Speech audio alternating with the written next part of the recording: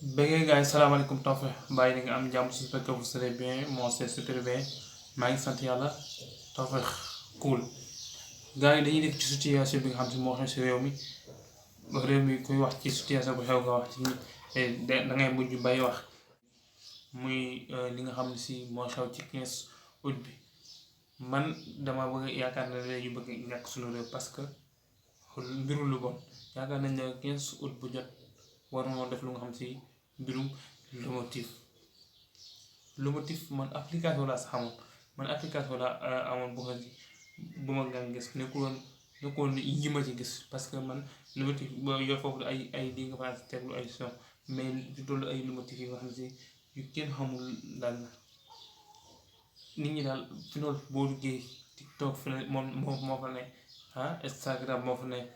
Twitter xanaa noo ba la fa ne noo ko ñu wax ci yooyu fii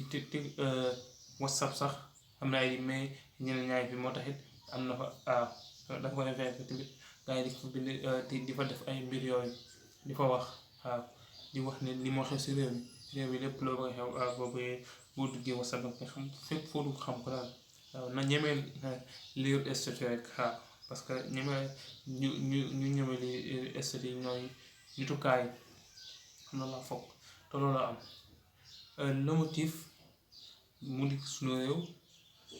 ñoo ko créé di ko fi sax ñun ñoo ko créé nit ñi di ko def ñi foog nañ ne lépp buloo maan la yaakaar ñoom lu xew nag ñoom la buloo maan yéen lay wax lu xew yéen la nit ñi yaakaar nañ ne 15 août bi jot loolu dafa xew a xew pourquoi nit ñi dañ koo toog di ko xaar nit ñi tamit gis ko ñii naan paaka bi ñii naan mbott bi man damaa jaaxale sax si réew mi kii naan ku def ni ma envoyé ku wax ni ma envoyé ci réewum Sénégal gii wallaay man damaa jaaxle ci réewum Sénégal man dama xamul ni réew na ñor walla nañ defar suñu toogaay xol bu wax la ñuy def